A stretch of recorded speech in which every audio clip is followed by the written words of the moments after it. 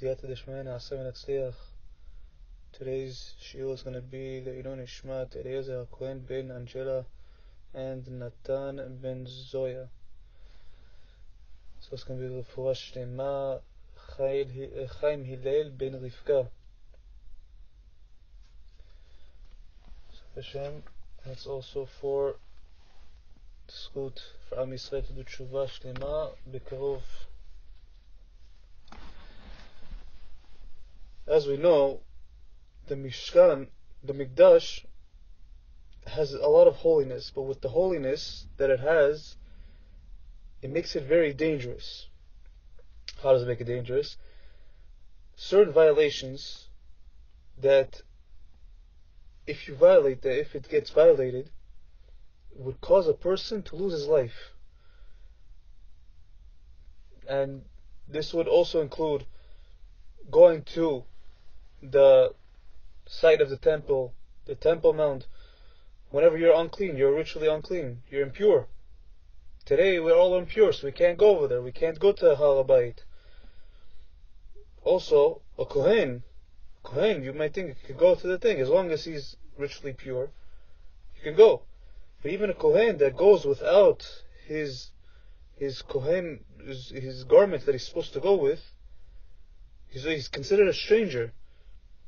And the Torah says specifically, a stranger who approaches shall die. It says a stranger that comes, a stranger can't come over there. It's death penalty. So a Kohen that doesn't wear his clothes to whenever he does the avodah, he's considered a stranger. And there are also times with the Kohen Gadol, the holiest person, the Kohen Gadol would die. There were periods of time that the Kohen Gadol would die every year. There was a new Kohen Gadol every year, because the previous one would die previous year. Because if there was an extra thought or an extra word or an extra something that he did that he wasn't supposed to do, if he thought about what food is going to be after Yom Kippur or some type of thing, it's an extra word, it's an extra thought in his mind, and this automatically would kill him on the spot. Whenever he was in the Kodesh Kodashim on Yom Kippur. Now, same way like the Mishkan, the Beit HaMikdash had its holiness and had the dangers of it, the same way the holiness of Shabbat is also makes it dangerous. As it says in the Torah, you shall observe the Shabbat, for it is holy to you. Those who profane it shall be put to death. In the olden days, whenever we still had the Sanhedrin, one time someone violated Shabbat on purpose, someone deliberately violated Shabbat, he would be punished by stoning, he would be put to death right after that one violation. As we see with Tzlofchad, the wood gatherer, he gathered wood. We saw we spoke about it in the part 4 of the series. He did one violation. He gathered wood. In the end, he died. Hashem told Moshe, stone him. Now, even if someone does an unintentional violation of Shabbat, what does he have to do? He has to bring a very expensive animal. He has to bring a korban, an offering, for his to atone for him. It's expensive. It's not just like a few dollars here or there. Okay, fine, whatever. I do accidental. I break Shabbat accidentally. Okay, fine. I pay a few dollars. Here, a few dollars. I give a little bit tzedakah. We're talking about a lot of money. That back in the day. It's not nowadays. Okay, fine. Maybe if someone has a good job, maybe you can pay for a couple of them. But back in the day, this was very, very expensive. Now, even today, when there is no Sanhedrin, we can't have these type of punishments. We can't give someone the death penalty. There's no korbanot. But still, violating Shabbat is still a capital offense. It's still something that's same severity as back in the day. And so, even nowadays, Hashem has many messengers, many types of ways to exact punishment to this guy, to this person that violates it. And see that if you look at someone that's not religious yet, B'ezrat Hashem, they do Tשוba, but if you see that they're not religious, they know themselves, and they say, you know, if they're true and honest with themselves, they say, you know what, I know I need to do Tשוba. But someone that's religious, that considers themselves a religious Jew, many of them unfortunately break Shabbat. They're not even aware of it. They consider themselves like they're tzaddikim, they're righteous people. They think that the way I keep Shabbat is the best. I know all the halachot. The Oneg Shabbat is amazing. They never think of, maybe I should correct myself, maybe there's something that I'm not doing correctly. Now, how does this work? Sometimes people, they're racing right before Shabbat comes. Shabbat is about to come in. They say, oh, so Shabbat is in an hour. Okay, let me do fast. Let me go take a shower fast. Let me do whatever it is fast. If you go 1 minute into Shabbat late, 1 minute late into Shabbat, and you do one melacha, one small little thing, you turn on the fire, something, it's full-fledged Shabbat violation. It's not like, okay, fine, he was a minute late, it will be easy on him. The Chafetz Chaim says there's so many laws, so many details of the halachot of Shabbat, that if someone doesn't without constantly reviewing it, constantly studying it, to violate Shabbat is almost bound to happen. Now, no one in their right mind would think about taking a plane and say, you know what, I don't know how to ride a plane, but I'm just going to ride it right now. What are they going to do? They're going to learn very, very seriously, diligently, about how to fly a plane. Now, Shabbat is much, much dangerous than riding a plane, than driving a plane, riding a plane. If you mess up in riding a plane, okay, it's very bad. It's gonna cost many people their lives, you and other people. But if someone doesn't know how to keep Shabbat correctly, it's a matter of life and death in this world and in the next world. There's many ways to learn halachot Shabbat. There's many books. There's many classes. You go to any classes. There's many CDs, many shiurim, in English also, Hebrew, Russian, whatever it is, Spanish. To use the excuse of ignorance is not an excuse anymore. You have many ways to learn, many ways to fix yourself. The Yetzer Hara, the evil inclination, would much rather make a religious person fall for even one avera, one small avera, than make thousands of non-religious families do an avera. And what's a very big tool that he has to make a religious person fail? What does he do? He makes us in our mind think of self-righteousness. He makes us seem, he says, you're fine, you're good, you keep Shabbat, your Shabbat is perfect, you're perfect, you're fine, you front row in Gan Eden. But we could see, if we look at Yaakov Avinu, Halavai will be anywhere close to Yaakov Avinu. But we could see that the Torah says that after Lavan, that Yaakov was going back to the land of Israel.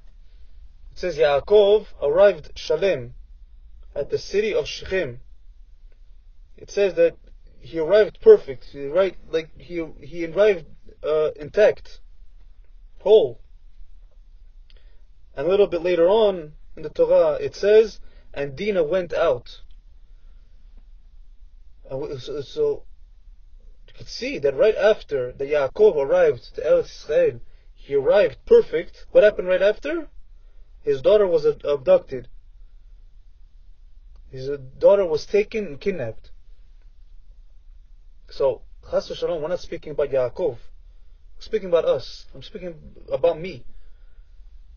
That Torah brings these two scenarios together, these two episodes together, to tell you what? To bring you, to tell you that even someone as righteous as Yaakov, Chas v'Shalom, never think that he's perfect. He always has to think, how can I improve myself? How can I do better? Never think, I arrived perfect. I came here, I'm perfect now. Because through that thought, a lot of bad things will happen. That's how the Yetzer Hara likes to get someone that's a tzaddik. Saying, I'm fine the way I am, is the voice of the Satan. The Satan likes to convince people that they're perfect. They're the way they are is the best way. Now, Hashem said, and it's recorded by a Chachamim in Masechet Kiddushin 30b, it says, Barati Yetzer Hara, Barati Torah Tavim. It says, I created the Yetzer Hara, and I created the Torah as a cure for it. Now, Hashem gave us the test of evil, the test of the Yetzer Hara, but He also gave us the Torah. It's meaning that if someone feels weak on a certain point, a certain thing in Judaism, in any area, he can improve. He studies it. He can improve by studying that topic. He goes, he learns. He goes to a shiur about how to keep Shabbat, the halachot of Shabbat. He buys a book of halachot Shabbat. If it's modesty, they find out how to help their modesty. If it's chas v'shalom, if it's someone that's having a problem with shmirat habrit, with wasting seed, he could learn more about it. Find a shiur about it. Find a book about it. Find something. It's tefillin. Go to the Rav, ask him how, this, that. You can learn about it. You can find ways to learn about it everywhere nowadays. So if we want to protect ourselves from desecrating Shabbat, and not only to protect from against violating Shabbat, also to keep Shabbat with happiness and with joy, to have the glow of joy on us, it's very important to learn more about Shabbat. Now sometimes people come to Rabbanim, to rabbis, shaking with fear. They say, please make us a tikkun, make us a rectification. Why? Because some gypsy woman cursed me. Now this person cursed you. This person her curse has no power to you. The real question is, why aren't they afraid of the curse of Hashem Yitbarach? Whenever Hashem says in the Torah, those who profane it shall be put to death. It says, those who don't keep Shabbat will be put to death. Death penalty. From me. Hashem saying from me. We're worried about the woman. We're not worried about God. God created everything. God has the power, not this woman. Now, why is Shabbat? Why is desecrating Shabbat so serious? What's so serious about it? When Hashem gave us Shabbat, He gave Shabbat and He called it a good gift. So whenever a father gives a gift to his son, imagine the son taking it, stepping on it. He steps on the gift, the perfect gift that the father gave to him. Even if he does it intentionally or accidentally, or even if he's ignorant about it, it shows the disrespect we have for the father. It shows him, the father gave him a gift. He could learn about it, how to treat it with respect, how to everything.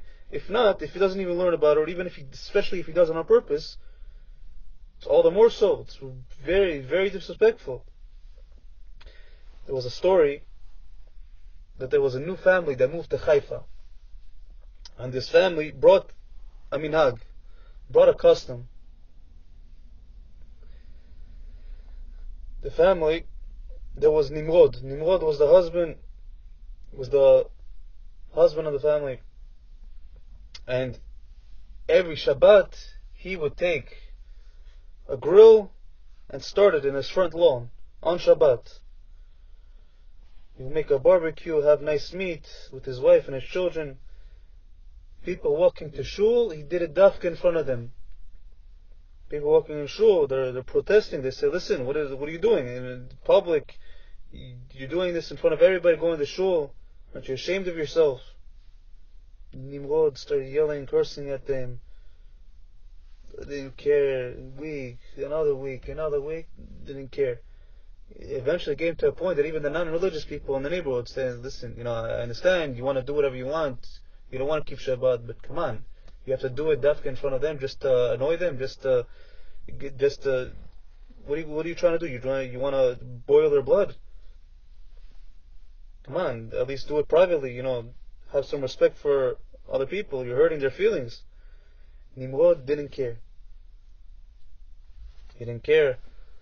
Many Shabbats passed. On the 6th Shabbat that he's doing this, that he moved to Haifa, while he was eating the meat, enjoying the meat, what happened? He had a heart attack. He was rushed to the hospital. Very serious. But he recovered. He came home right before the next Shabbat. He was in the hospital for almost a week. He came home right before Shabbat. He tells his wife, no, Aminhag, take out the grill.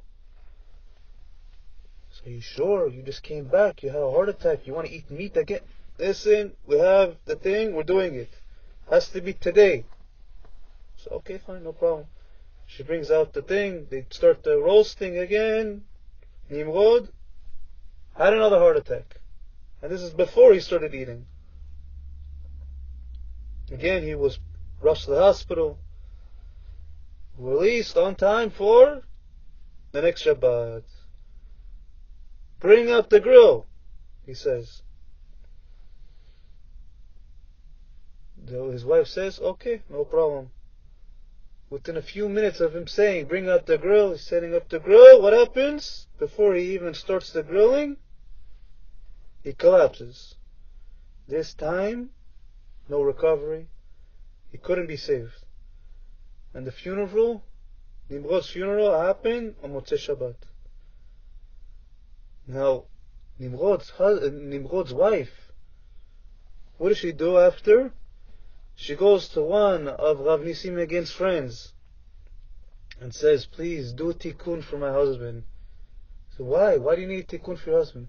Because I'm having a dream. I'm having dreams that angels are roasting my husband because of what he did. Roasting the husband, cutting his flesh into pieces. I'm having dreams of this. I'm having dreams that he's suffering.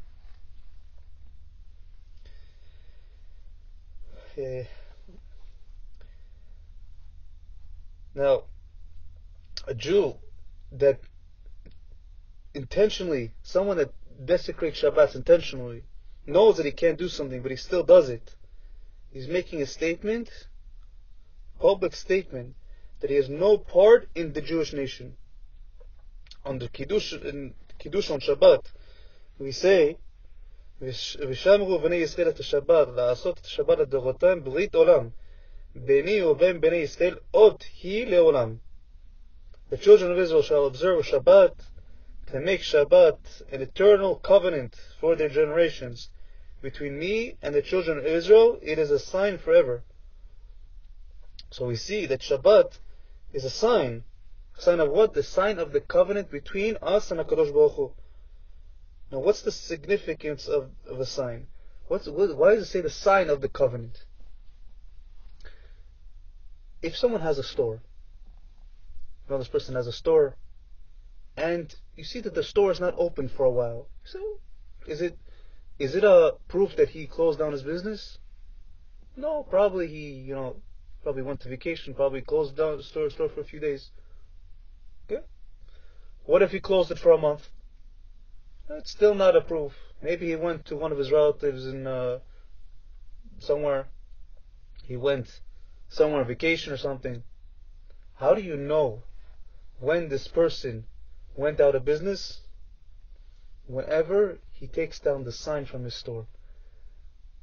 Whenever the sign is out of the store, that's where you can tell this person closed down the business.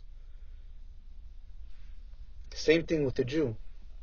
When a Jew does averot, he sins, we all make mistakes. Someone might do averot here from there, whatever it is, whatever averot it is. Everyone slips up once in a while, over here or there. You can still be a faithful Jew, still try, still everything.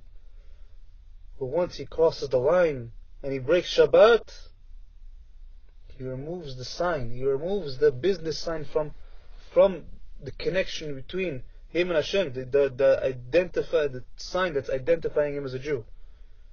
He's gone out of business as being a Jew. Keeping Shabbat, as the Chachamim said, is equivalent to fulfilling the entire Torah. But breaking Shabbat, desecrating Shabbat, is equivalent to also denying the entire Torah. That even though a Jew, whenever he desecrates Shabbat, he still is a Jew. His mother is a Jew, he's still a Jew. However, Rabbi Nissim Yagen says, his halachic status, right away, he breaks Shabbat, his halachic status is like a goy. Meaning there's many halachot that is counter towards him, that it makes him that his halachic status is like a goy.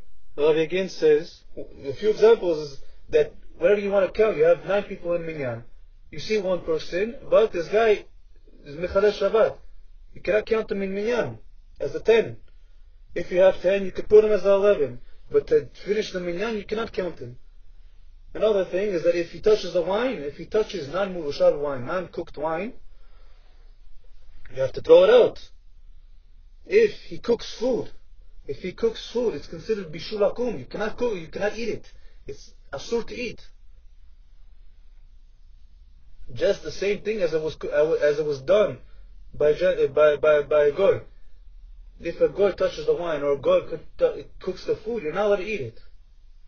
Same way with the Jew that breaks Shabbat.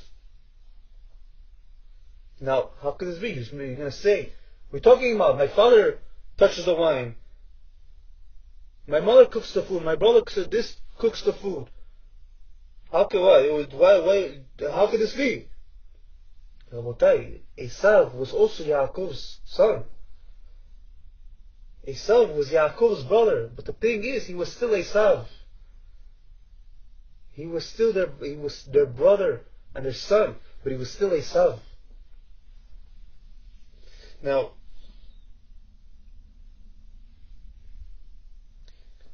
Shabbat desecration is something that radiates negativity into the world.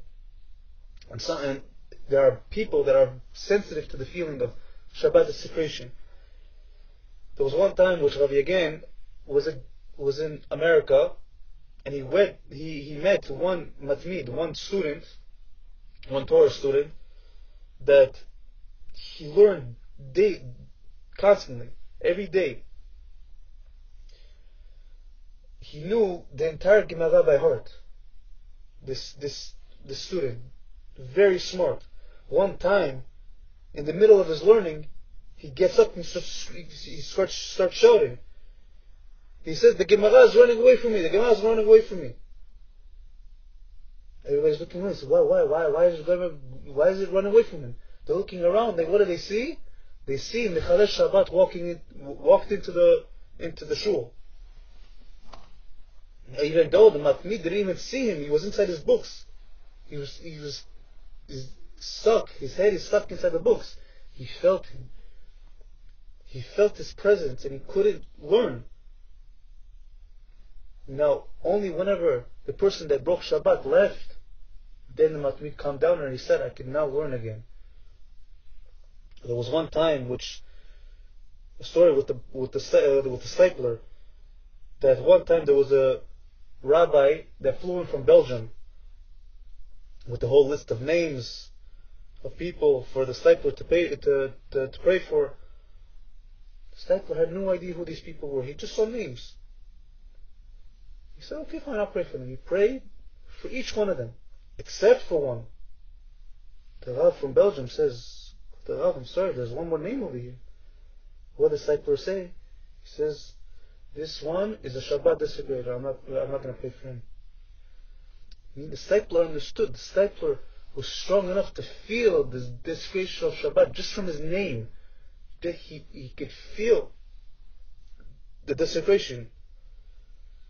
There's a Mishnah in Bקרוב, and it says, when two people sit together and words of Torah are not exchanged between them, it's considered a session of scorners, a moshav letzim.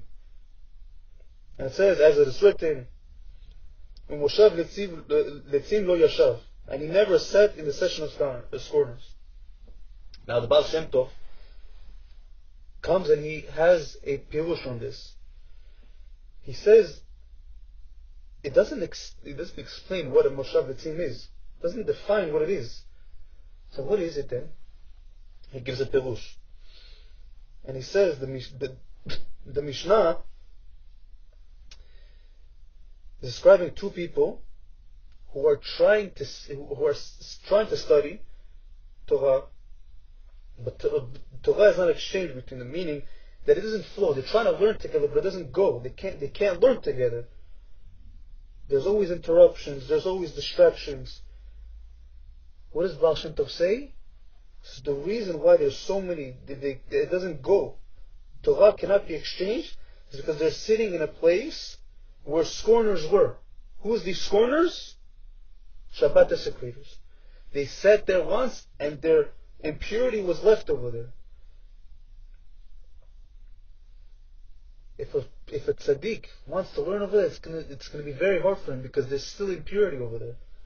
So one time a person came over to Baal Shem Tov and showed him a siddur. He says, I just bought the siddur. I thought I was going to be able to pray better because I could look at the words and everything. I'm trying to read from it. I can't. Like every single time whenever I'm trying to read from it, all these shtuyot, these nonsensical thoughts come to my mind. These thoughts of things that are like would never come to my mind.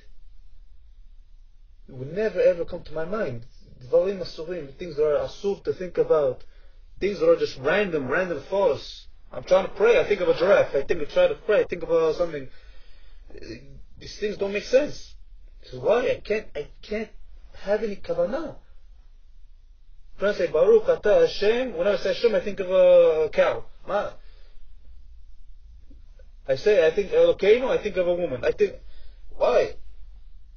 Baal Shem Tov tells him why, because the Mechalel Shabbat looked at the Siddur one time. He says the Tumah is still inside the Siddur. Take the Siddur, go bury it, buy a new Siddur.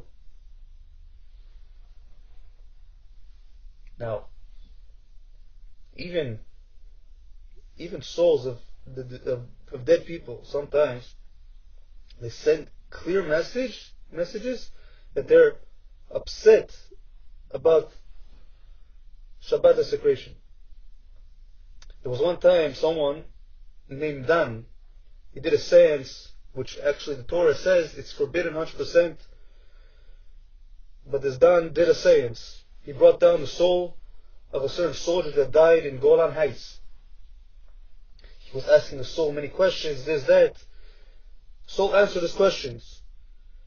But the soul was so angry at how Dan was a Mechareh Shabbat, desecrated Shabbat, that on its way out, the soul smashed the window.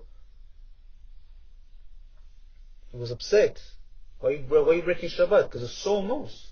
He comes from Olam HaEmet. He knows what Shabbat desecration is.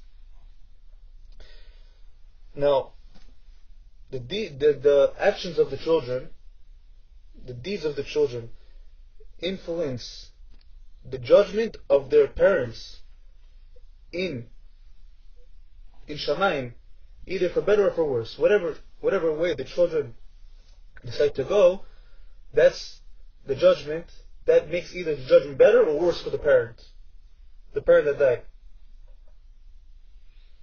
Now, in one of Rabbi Yagen's seminars, there was a woman named Tamar. Now Tamar stood up and said a story. She said, my deceased mother my mother that passed away, came to me and all my brothers and my sisters. She came to us in a dream, and she was telling us that she was suffering in Gehenom because they were desecrating Shabbat. They said, how could you leave such kids? And all her siblings took this seriously. Her and her siblings took it seriously. They began to keep Shabbat. They said, our mother's suffering because of us. We have to keep Shabbat. Now all of them, except for one. Except for her brother Moti. Moti said, this is shtuyot. You guys believe in this? He says, whatever, okay, fine, whatever. It's a dream. Dreams mean nothing. It's just a little bit of thought, whatever. I don't know, maybe you watched a movie or something that something happened. This is nothing. I'm not taking you seriously. What happened? A month later, Moti starts feeling sick. He starts having symptoms. He went to the doctor. And what did the doctor say? I'm sorry, you have cancer. Because Moti denied, and he said he didn't take it seriously, Moti died shortly after. It was one time a story with a father who was a very big tzaddik. He was a gabbai in a shul, and he died. Left one daughter, and the daughter married a non-religious person, left the Torah, left Shabbat, no nidah, no nothing. And one time he came to her in a dream. The father passed away. He was a tzaddik. He said to her, Sarit, my daughter, because of you, he says, I'm suffering in Gehenom because of you. Every time you drive on Shabbat, every time you don't go to the mikveh because you nidah. He says, I'm suffering in Gehenom. They take me from my place again, and then every time you do something like this, please keep Shabbat, keep nidah, keep Torah mitzvot, please. Sarit said no. Sarit said to tell her husband, she says, what does my father want from me? I respected him whenever he was alive.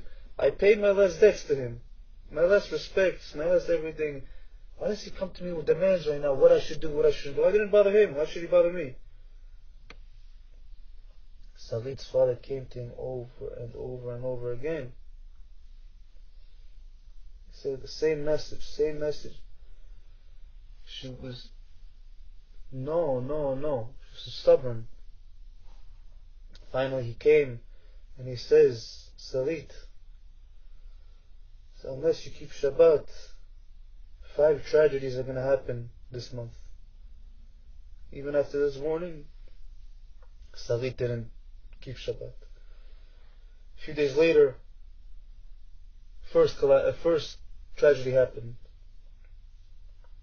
Neighbor backed out of the driveway, hit Sarit's son. The son died. During the Shiva, while they were crying for the kid, while they were mourning for him, in the stock market shut down, they lost a lot. They lost a lot of money. Soon after, their car went up in smoke, went up in flames. Car went on fire. The house was robbed. And her husband comes back home one day with a lost finger. Sarit's father came to her in a dream again after and says, you've been hit 5 times. When will you wake up? When will you wake up? And in this dream she sees her father. She says, I didn't believe you. She says, wake up now. Wake up. And she's explaining how her father is showing her a picture of a rabbi in the dream. And she says, go to this Rav. He's in Yerushalayim. She says, who is this Rav? I never saw him before in my life. He says, go to this and this place, you'll find this Rav. She says, okay, fine. She goes, she tries to look for this Rav. Doesn't believe, maybe not, still a little bit. She goes and she sees who? Rabbi Yagen. She sees him, she faints. She wakes up, she's like, I didn't know, I never saw you in my life. And I saw you in the dream. Once I saw you in real life, I fainted, I couldn't handle it. She says, if I would have, I should have come before. I should have come before. I would have saved my son. I would have saved all these tragedies that happened to me. After that, she finally realized what she should have done before. Someone that's smart, someone that's a smart person, does the homework before, learns about it before, sees that something's happening, figures it out. Figures it out. Why is this coming to me? How can I fix it? How can I do something? There's a clear message that has to be sent to me. I need to fix it. I need to figure it out. Doesn't wait until 5 slaps in the face comes and tries to wake them up that way. There was a Rav Constant from Yerushalayim's called Torah Yeshiva, and he said one time that he had a shul in Germany before the war with a lot of people in the shul, and there was a president that was very wealthy. He was a lumber merchant, and there was one time on Shabbat, in the middle of Shabbat, a shipment of wood came in front of the shul. I said, okay, fine. The Seder came off Shabbat. What did he do? He said, okay, listen, I can't do it. I'm going to tell the Goyim to do it. He starts telling the Goyim, okay, unload the truck, start putting it into my warehouse. The Rav sees this. He tells the president, he says, stop, you can't do this. You have to stop. The laws of having a Goy do something, do work on Shabbat, is very complex. And this, what you're telling what you're telling the Goyim to do is asur. Can't tell him to do this. And not only that, this is Chilul Hashem, because people know that it's your wood. So they know you're the one telling them. The president gets so angry. He starts screaming at the president, so many insults, in front of the whole kehillah, in front of the whole congregation. After Shabbat, the week comes, the president suddenly just dies. Out of nowhere dies. And when he was buried in one of the coffins made from his own wood, made from the wood that was from Shabbat, that wood. Now, that next Shabbat of the week, in the middle of the reading of the Torah, was a big black bulldog entered the shul. Everybody was shocked, scared. This dog went and ran straight to the chair of the president that died. He sat on the chair. Everybody looked at him, like they were all shy, they didn't know what to say. And the dog started barking. The Rav is explaining, he said, I couldn't believe my eyes. I couldn't believe it. It was many times with Rabbi Yagen. Rabbi Yagen was asked to speak in a shiva. And it's not something pleasant, because someone just died, and the Rav over there, people sometimes ask, why did he die? Why did he deserve it? This, that, all these type of questions. It's not easy. There was one time, there was a middle-aged couple that lost their only son. The story goes that one time, on Friday night, he wanted to go out with his friends. He picked up one of his friends. He was driving to the highway, and he was hit by a truck. Him and his friend died. 100 people started asking questions. Why did he deserve it? Why did his parents deserve it? Why did this happen? But to be honest, it's not a surprise. The Torah says, those who profane it shall be put to death. Those who desecrate Shabbat shall be put to death. Doesn't have to be through Sanhedrin or Korban. Doesn't have to be. Hashem has ways. People think that, okay, we don't have Sanhedrin anymore. That's it. Okay, maybe Hashem doesn't, maybe Shabbat doesn't, you could keep it, you don't have to keep it because we don't have the death penalty anymore. People think. But that's not true. Death penalty still exists nowadays. The death penalty is stoning. So what does Hashem do? Okay, car accident. Or maybe a big stone is going to fall on his head. Someone's chayav with strangling. What's going to happen? Maybe he's going to die by some type of tear gas or something. Some type of gas. He's going to suffocate. He's going to drown or something. Whatever it is. Death penalty still exists nowadays. Just in different ways. So they were asking him, why did he die? This, that. Rabbi again, why not? And he said, why not? Why not? He said to them nicely, he says, when someone goes into a drugstore, goes into a pharmacy, he sees in the cabinet, he sees a warning, poison, do not consume. He sees a whole entire picture with skull and crossbones.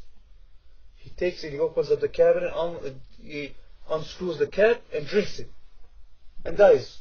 Are you going to ask, why did he die? Why this? Why this? But if he didn't die, there will be a whole entire investigation. How? We need to figure, was he immune to this type of poison? Maybe it wasn't poison, maybe it wasn't actually what's inside the bottle. Whatever type of thing, there's going to be a whole entire investigation. How? This, that. The world was created by Hashem. It was created by God. Hashem gave manufacturers instructions in the Torah. Shabbat comes with a huge warning label. Those who profane it shall be put to death. The guy was driving on Shabbat and he died. If he didn't die, then we should give it an investigation. We could have asked, maybe he had some type of zchut, some type of merit that he didn't die. Maybe his grandfather was a tzaddik in Shamayim. He was helping him, give him some chance, this, that, whatever. Or maybe Hashem is just so kind that He waits patiently for sinners to do tשובה. But he drove on Shabbat and died. And that's exactly according to the manufacturer's instructions. The manufacturer's instructions were, someone drives on Shabbat, he dies. There's nothing surprising over here. There was one time a story that one Shabbat morning there was a person by the name of Alon. And Alon drove his friend to Eilat.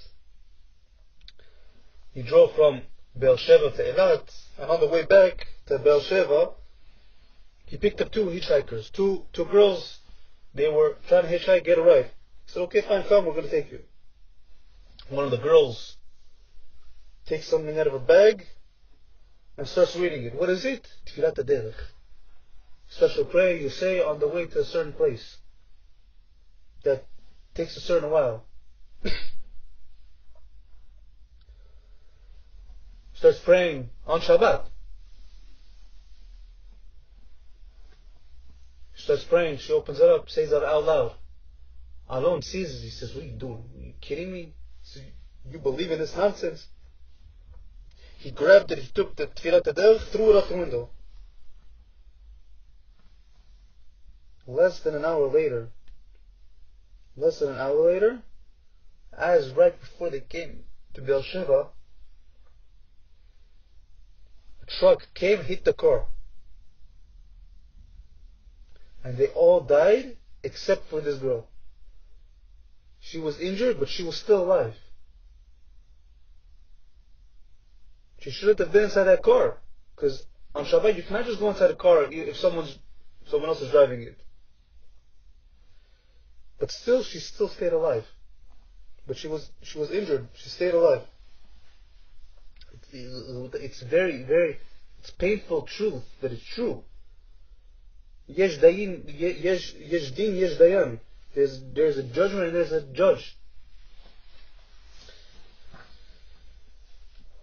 There was one time, the Gemara says that children are punished for the sins of their generation. There was one time which one family came to speak to Rabbi Yagen whenever their boy was very sick, their little boy was very sick. It's okay, keep Shabbat. Father says, no, I want to, I play professional soccer. I want to play soccer on Shabbat. I have to play soccer. Rabbi Yagen says, excuse me, what's more important? The soccer game or your son's life? Father saying, yeah, but this, that, all types of excuses. In the end, he didn't listen. He still continued to play. A year later, the son died.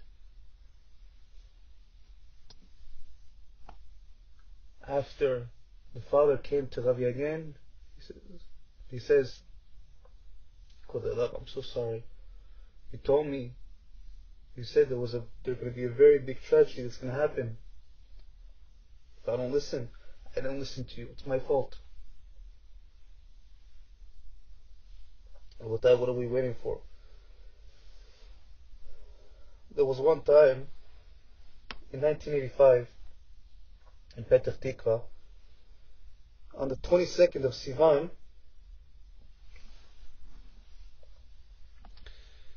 was a truck that hit a bus full of children.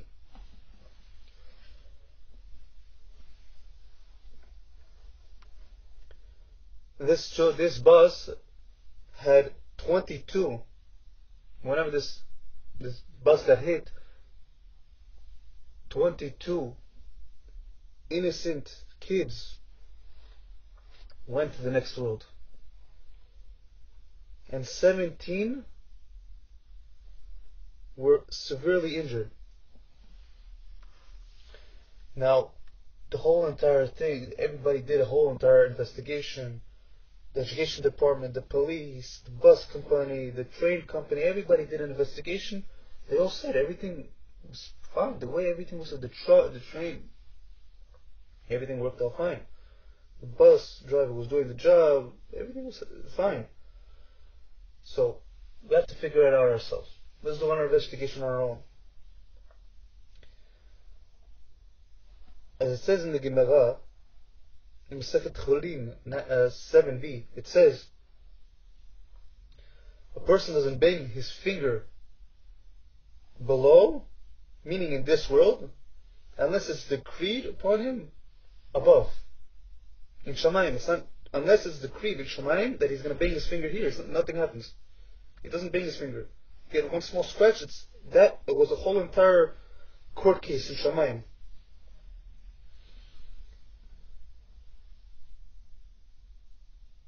So whenever some type of tragedy happens, we need to examine ourselves and see, what are we doing wrong? So over here, Hashem was trying to send us a message. So why did it happen in Petach Tikva? And why on the 22nd of Sivan? And why children? And not only that, what's the significance of the casualty? 22 and 17. What's all this? Now, the date was exactly 1 year after the mayor of Petach Tikva publicly declared war on Shabbat. Meaning he opened the stores on Shabbat, opened the movie theaters on Shabbat. It's okay. So Hashem said, Petach Tikva wasn't happy with it. There's a midrash that says that before Hashem gave the Torah, He asked for guarantors, for people to guarantee that the debt, to guarantee the debt that if Am Yisrael doesn't keep Torah. And the only guarantors that Hashem saw fit were the Jewish kids, the Jewish children.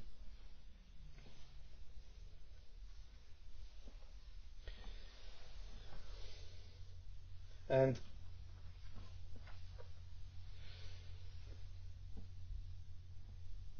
so we can see that even, let's say, we saw that it will happen a year after. So so even if it's not a clear thing, it's not so clear that this is what happened, the casualty rate of 22 and 17, the total number of both of them, 22 and 17, what does it come up to? 39. 39 is the number of melachot asur on Shabbat. The number of categories of things that are asur to do on Shabbat. Now, our Father in heaven, Hashem doesn't want to hurt us. What He wants to do is He wants to bring us back to Him. Sometimes the only way for Him to do it is by giving us a couple of nice slaps. Wake up! The slaps that are not just slaps, whatever. They're not normal. They're so obvious. It's such obvious that it's not a natural hit. But this is something that was even predicted by the Torah. This pasuk in Dvarim, in Deuteronomy 4:30, it says, when you are in distress and all these things have befallen you, at the end of days you will return to Hashem your God and listen to His voice. Meaning that Hashem will, there's going to be so much tzarot you're going to have that you're going to turn to Hashem. That's the whole entire reason Hashem was giving you these things. That there was one time, Rabbi Yagen said a story that he heard from someone, from a woman, that said it in front of a whole entire crowd. She said that her grandmother was a very religious woman, but after she died, I left religion, and I forgot about her. Now she's saying her grandmother, her Savta, came to her in a dream. She says, Sarah, living across from you is a family with a very sick 8-year-old daughter. She has a tumor in the core of her brain because her parents break Shabbat. Parents desecrate Shabbat, which is the core of Judaism. If they take on themselves to keep Shabbat, go tell them that if they take on themselves to keep Shabbat, their daughter will recover within 60 days without any type of treatment. So she's saying she woke up.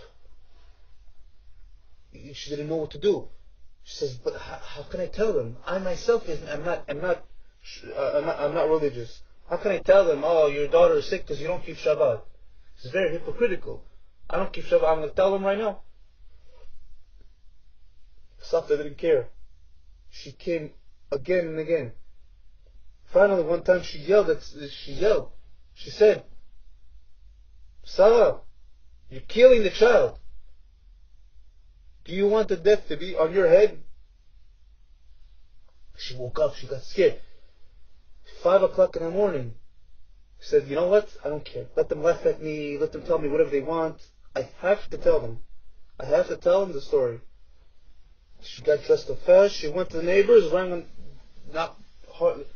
woke them up in the middle of the night, 5 o'clock. They opened the door. They said, "Can I help you? What are you here for?" She says, "I want to ask you a question. Do you have an 8-year-old daughter who's sick?"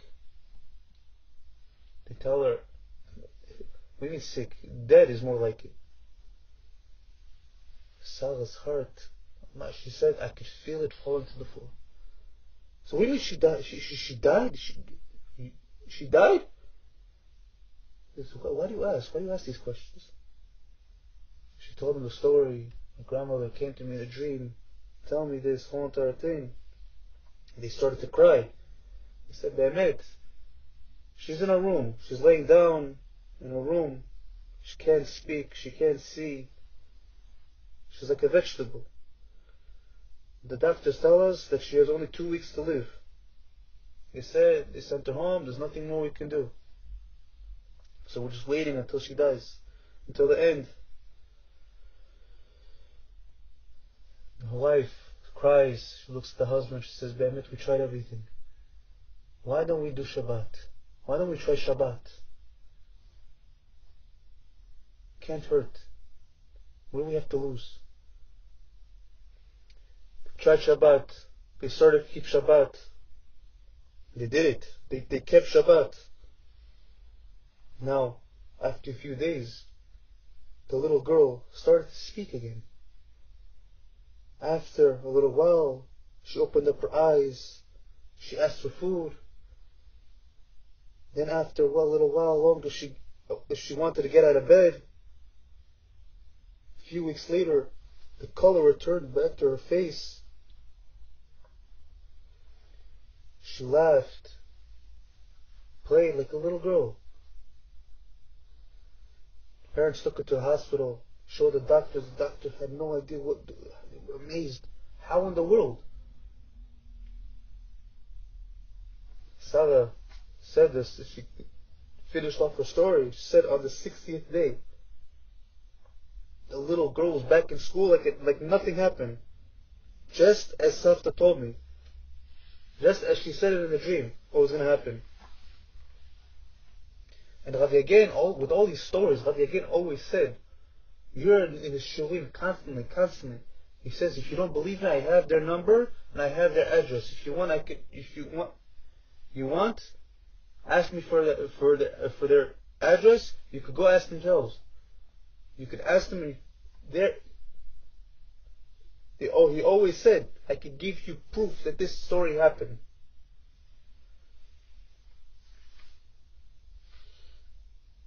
Now you might ask, there's sometimes people that ask, why are Shabbat desecrators that sometimes you see their life goes well, their life happens, everything goes okay? And the truth is, the real reason is because Be'emet, they should die right away. But Hashem has patience. He has mercy beyond you can never understand. The angels say, look at this guy. He's going against you so often. Whenever he breaks Shabbat, every week is going against you. Whenever he does other averot, he's going against you every time he does averot. But Hashem doesn't let them. He says, no, we're not killing them. We're not killing this person. So wait, he's going to do Tשוba. He's going to become a very big Rav soon. He's going to do Tשוba. I believe in him. There was one time with Rabbi Yagen, this person named Shmuel. There was one time Rabbi Yagen had a seminar, whole nice seminar, but the whole seminar didn't help the Shmuel out. The Shmuel didn't care. He says, nah, whatever, leave me alone. Now, at the seminar, the Gabbai did a mistake. He invited Shmuel, who desecrated Shabbat, he invited him for the Torah, to go off for an aliyah. You're not allowed to give an Mechalel Shabbat an aliyah for the Torah. So, he accidentally gave it, and Shmuel said the brachot, and which part of the Torah was it?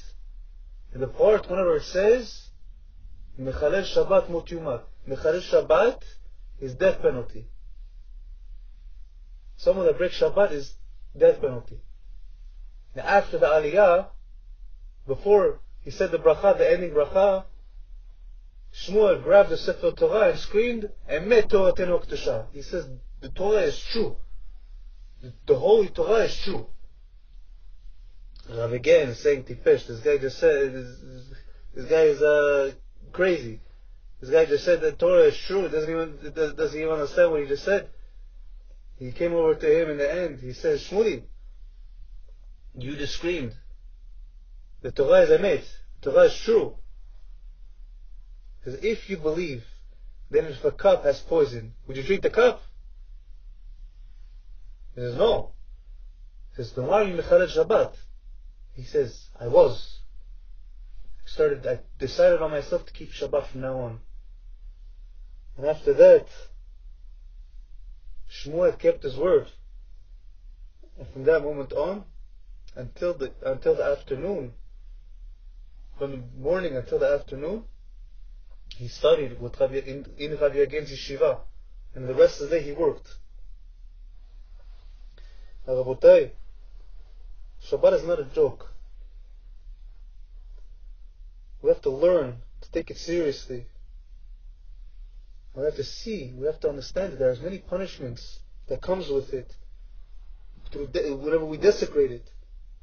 But not only the punishment, there's also unbelievable rewards, great and many, whenever we actually keep Shabbat the way it's meant to be kept, to its full, to all its halachot, to all its laws, and to all its enjoyment, to the Onik Shabbat.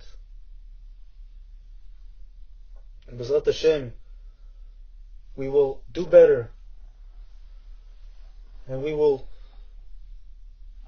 make our Shabbat observance better. B'ezrat Hashem, through our doing Tשוba, Mashiach is going to come, we're going to have the Geulah, and B'ezrat Hashem, all of Am Yisrael is going to do Tשוba Shlema, and everybody, B'ezrat Hashem, will keep Shabbat the way it's meant to be kept. Baruch Adonai L'olam, Amen v'Amen.